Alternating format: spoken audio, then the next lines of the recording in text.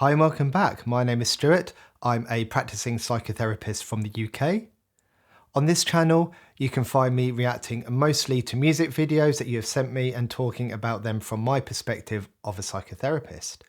These are just my initial thoughts and impressions from a first time listen, and sometimes I talk about psychological concepts, sometimes I talk about what I see in my clinical practice, but please remember I am also more than a psychotherapist. I'm also a father, I'm a son, I'm a husband, so I can't view things just through a therapy lens. A lot of these songs hit me hard personally, hit me hard emotionally because of my own background and experiences that I have had. So I share some of that too when it comes up for me.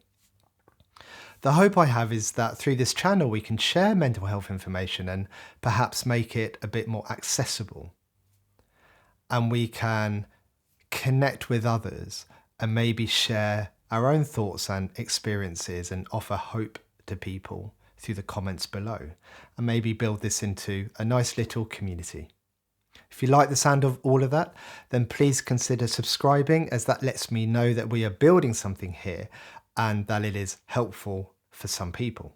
So all of a sudden, I'm getting loads of comments on other videos to check out MGK, Don't Let Me Go.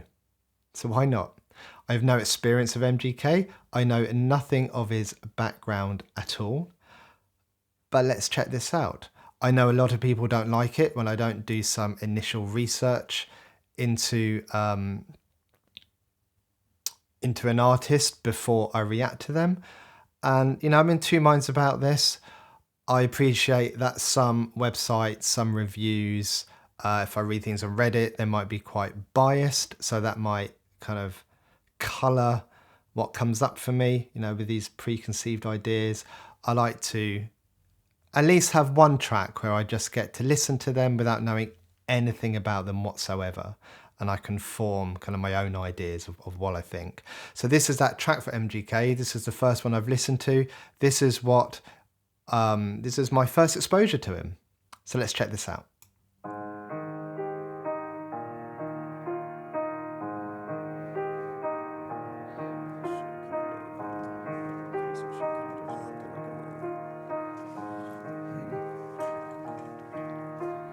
Lately my thoughts eating me alive. Late in the bed thinking maybe that hate will finally go away if I'm not alive. Wish I didn't listen, just like I wish they would understand me one time. I had a breakdown and tatted my entire body except one line.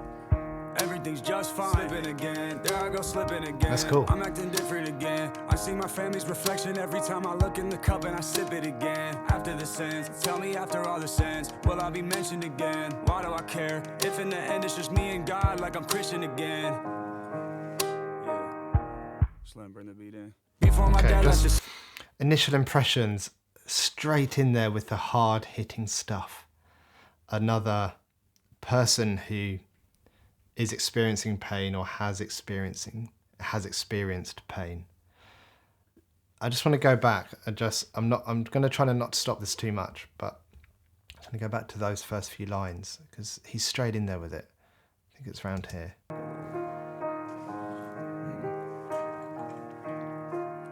Lately my thoughts eating me alive.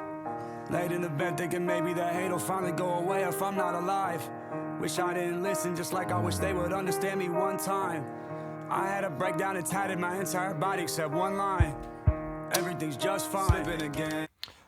Lately my thoughts have been eating me alive. Laid in the bed thinking maybe the hate will finally go away if I am not alive. There's that troubleshooting, threat detecting, problem solving brain in action again. I've talked about this before.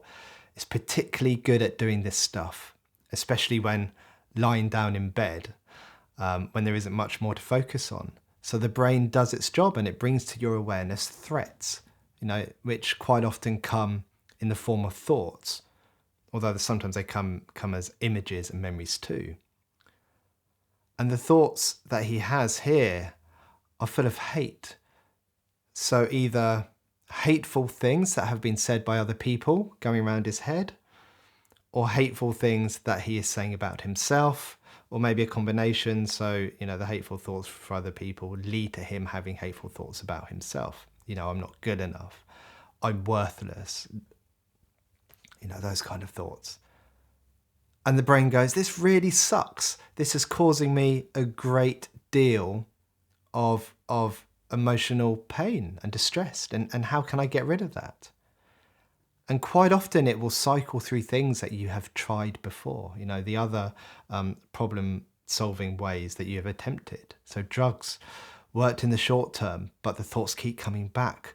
So you could keep doing drugs to try to keep them away, but then that brings with it loads of other problems. Similar with alcohol. You could distract yourself and spend loads of money on doing stuff or buying stuff. But that tends, again, not to work in the long term. Or the ultimate way, a guarantee to end the pain and it not coming back, is to end it. End it for yourself. And that's an understandable response. And when I say understandable, I don't mean desirable in any way, just that it's understandable why your brain would present you with that option to consider. And look, I'm probably sounding a bit cold and callous here towards MGK's experience, and I don't mean to. I'm just trying to get across the function here. So the function, the reason, the why we might have these thoughts. I don't think anybody should be choosing that as an option. And I genuinely believe anyone, no matter what they have been through, can go on to live meaningful lives.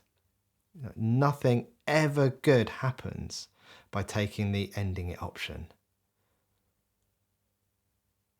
Nothing.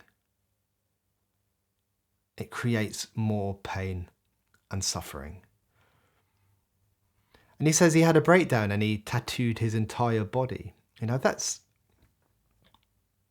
not thought about this before for tattoos, but that's got to be an identity thing, right? Trying to change the external in the hope that it changes something internal. Or tattoos hurt, I think. I'm pretty sure they do. I don't have any, but I'm pretty sure they hurt. So maybe there's an inflicting pain thing there to try and feel something. Or if I feel some pain on the outside, it keeps my focus away from the pain on the inside, you know, just for that moment. And he tattooed everywhere apart from one line. I'm not really sure what that means. I'm guessing he's got a line somewhere on his body that he hasn't tattooed. I'm going to check his tattoos out after this video, so that should make that a bit clearer for me. Let's get back into it. Right down and tatted my entire body except one line. Everything's just fine. Slipping again, there I go slipping Love again. that. I'm acting different again. I see my family's reflection every time I look in the cup and I sip it again. After the sins, tell me after all the sins, will I be mentioned again? Why do I care? If in the end it's just me and God, like I'm Christian again. Slim, bring the beat. Just to touch on that, so like I said a moment ago, he's sipping again.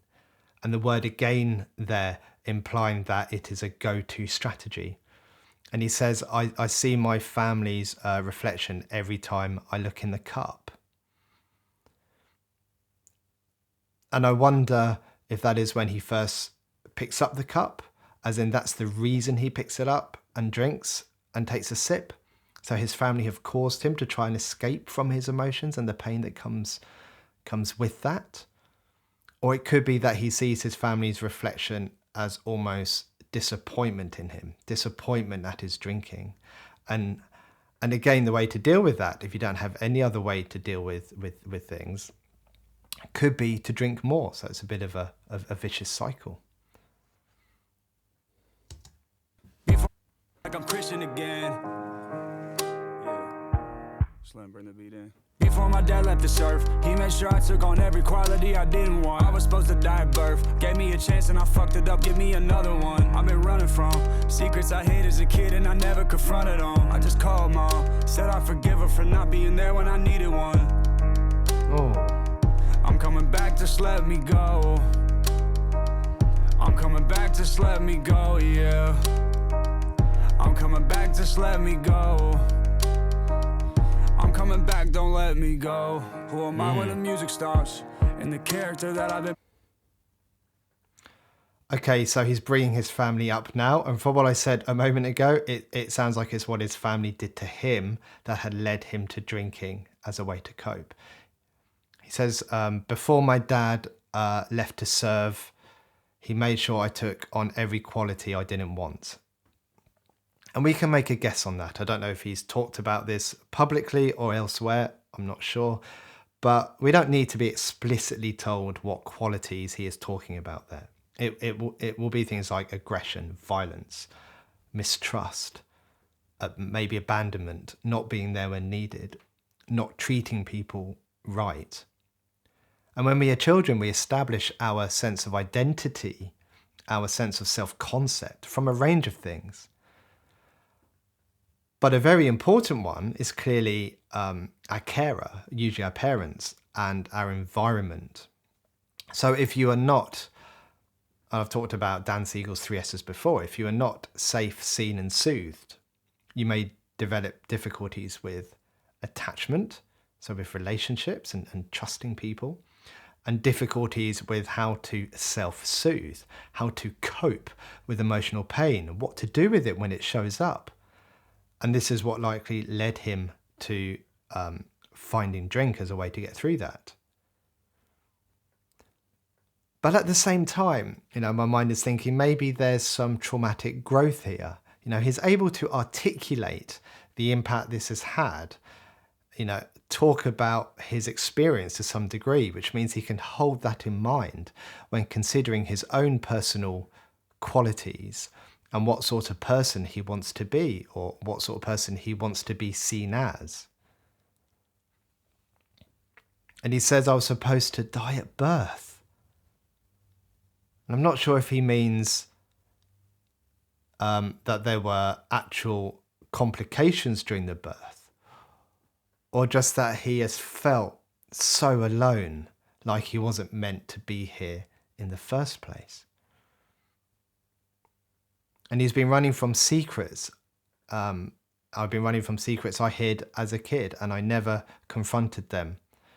I just called Ma and said I forgive her for not being there when I needed one. That must take some strength to go through what he is talking about and experienced. And I don't know where his mum was during all of this. Was it the fact that she wasn't physically present, so she was somewhere else completely, or whether she was physically there, but she wasn't present, so she was almost dissociated from the whole thing because of what they were all experiencing. But he had the strength to call her and forgive her. And that takes a lot. And if he genuinely needs it, and I can't get my words out there. I think that is, if he genuinely means that apology,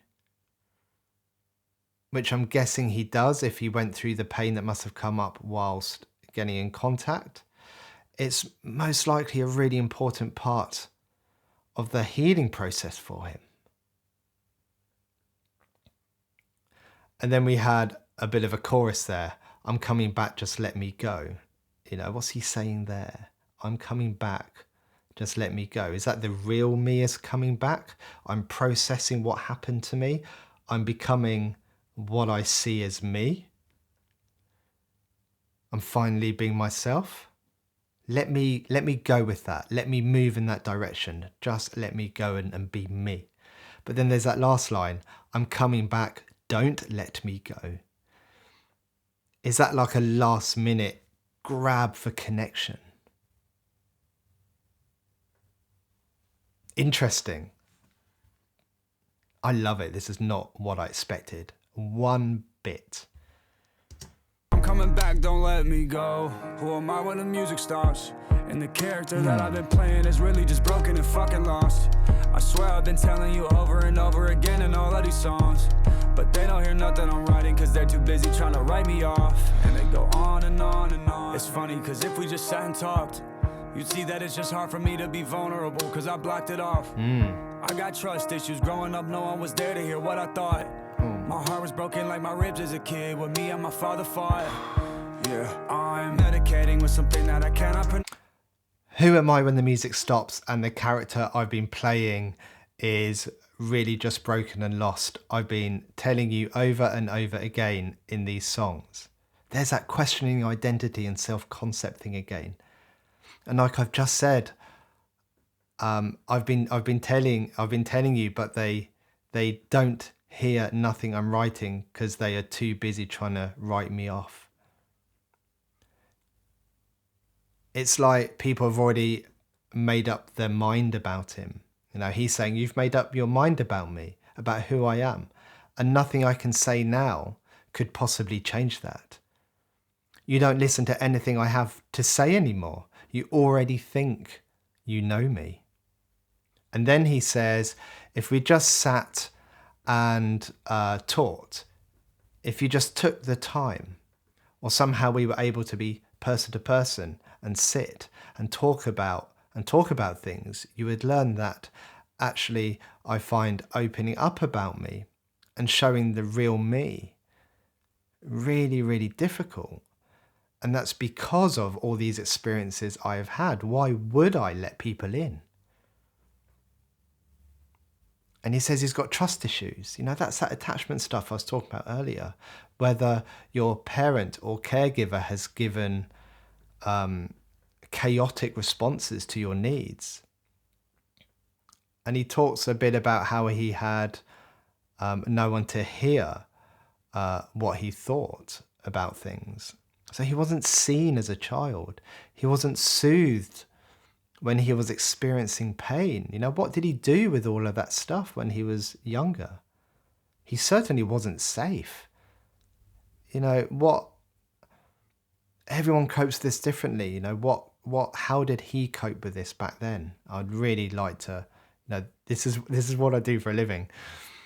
I help people like MGK kind of process this stuff and help them understand who they are and why they did certain things and why they coped in certain ways. I definitely want to know more about him. Right, let's talk. More listen. With me and my father fought. Yeah, I'm medicating with something that I cannot pronounce, but it's what the doctor gave me. Rehab patient with a pen and some paper, the psychiatrist keeps evaluating. How can I live with the fact that my hand wasn't on her stomach when we lost the baby? I don't got no one to turn to, cause everyone's dead in my life that was trying to raise me. Searching for someone to tell me who I really am, I don't know when I look in the mirror. Constantly dreading the day that the audience might not be screaming for me anymore. The feeling of dying alone and not leaving anything behind is my biggest fear. Kiss the person that I love as if I'm never coming back after I leave out the door. I'm coming back, just let me go. I'm coming back, just let me go, yeah. I'm coming back, just let me go. I'm coming back, don't let me go. I'm coming back, just let me go. I'm coming back, just let me go, yeah. I'm coming back, just let me go. I'm coming back, don't let me go.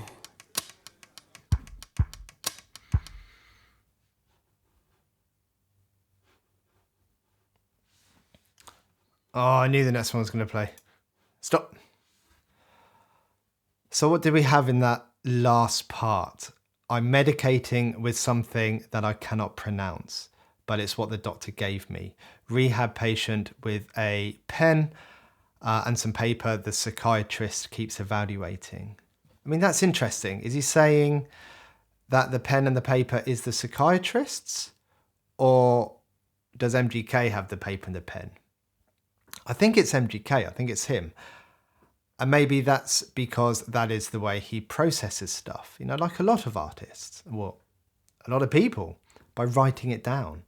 But he comes up with lyrics, you know, even if it's so personal that it might not be let out to the public or, you know, formally recorded, it's his way of processing. And then the psychiatrist takes a look, he tries to understand. He tries to understand or evaluate what he's written. And you can take this two ways, I think. The psychiatrist might be finding things in paper in that paper that has been written that aren't there. They are reading too much into it and maybe using that to inform decisions. But on the other hand, I often work with adolescents and young adults who've experienced trauma, but they don't have the vocabulary to describe what they want to say. So they will play me a song that demonstrates it, or they will draw me a picture, or they will use some other form of medium that isn't them trying to explain verbally using words. So maybe they'll write it down.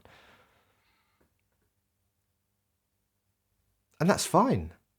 That's absolutely fine. There's nothing wrong with that. Anything that helps someone like me understand their experience is massively helpful. Oh, and there was that painful line about his hand not being on her stomach when they lost the baby. He's had so much loss and so much pain. And he says he doesn't have anyone to turn to because everyone in his life who had been trying to raise him is gone. Poor guy. And then there's a last bit again about self-identity. Searching for someone to tell me who I really am. I mean, that is so clear. He didn't get it when he was younger. Dreading the day the audience might not scream for him anymore. That once again he might be left alone. He doesn't want to die alone. I've got to admit, I'm quite shocked by this. I did not expect this at all. This opening up and being vulnerable. This being authentic about what's going on for him. I need to check out some more MGK. Another person who's using music to share their experience with others, to use music as a way to process pain. And that is exactly what this channel is all about. I really hope you share what you think about this in the comments below. If you found things that have worked for you or helped you get through things like this, share them, offer people some hope, offer people some ideas. Get a dialogue going, connect with people, share experience. It's okay to be vulnerable. It's hard to be vulnerable. And it might not feel like it's okay because you've been so hurt or abandoned in the past before. But it's okay. Right. Where do I begin with MGK?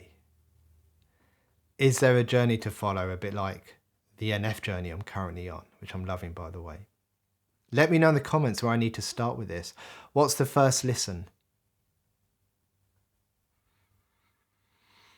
I think that's it from me for this one. I love this way more than I thought I would. So thank you for sharing this one for me. Take care, everyone. Goodbye.